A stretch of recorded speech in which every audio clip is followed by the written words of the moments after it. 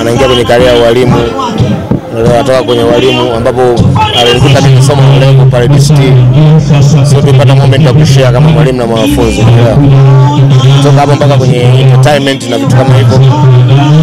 We go way back long time. Ndio miaka 15 20. Kuna vitu vingi sana. Ni mwalimu wako darasani alikufundisha? Alikuwa anafundisha civics. Ulikozi kukosa kipindi chake umeelewa. So wakati ameanza mapema kufundisha mimi ndo alinikuta namaliza DST. Kwa hiyo alinifundisha wakati niko form 4. Kwa hiyo tumesha moment kibao kuanzia huko mpaka huko kwenye career na muziki na labda mara mwisho mlifanikiwa kuzungumza, na kama mlizungumza nini? Mara mwisho tumeona kwenye Mwenge wa Dodoma. Mara mwisho tumeona nao. Tulikutana tukacheka, tulisalimiana, akaperform na mimi nikaperform, tukaondoka. The last time we met.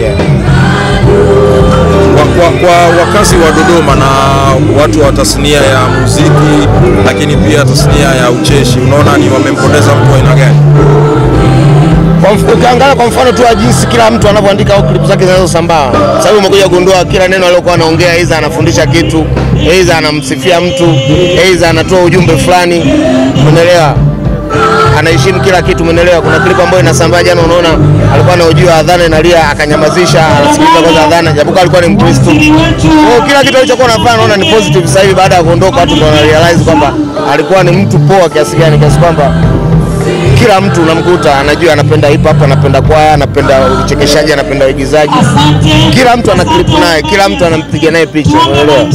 Kwa hiyo Tupac anakwambia the good die young, umeelewa? Na hiyo vitu vinaendelea kujitokeza kila siku, sababu ukiangalia kwa hivyo ni mmoja wa watu wachache ambao ni Maiko na Dodoma Mbondo wameondoka kama hivyo. Sasa inatoa funzo gani? Naona clip zake ikiwa na mambo positive, inakuwa inatoa funzo gani hasa kwa wasanii lakini pia hata wanajamii kwa ujumla? Kweli yani ndio ile nyimbo moja anakuambia tumeagiza upendo, umeelewa? Sababu kweli hamna cha maana kingine chochote, umeelewa? Kitu kama hicho kitokea, mali, nyumba, familia, umeelewa, vote vina maana. Unagundua kabisa kwamba ni ile love ambayo mtu anaiacha, ile legacy mtu anaiacha ndio inaomata. Kwa mwisho wa siku kila mtu atarudi kwa Mwenyezi Mungu, umeelewa? Kwa hiyo nothing matters, ni kuishi tu, kusapotiana, kushow love tu, sababu hamna cha maana kingine. Umeelewa? Asante.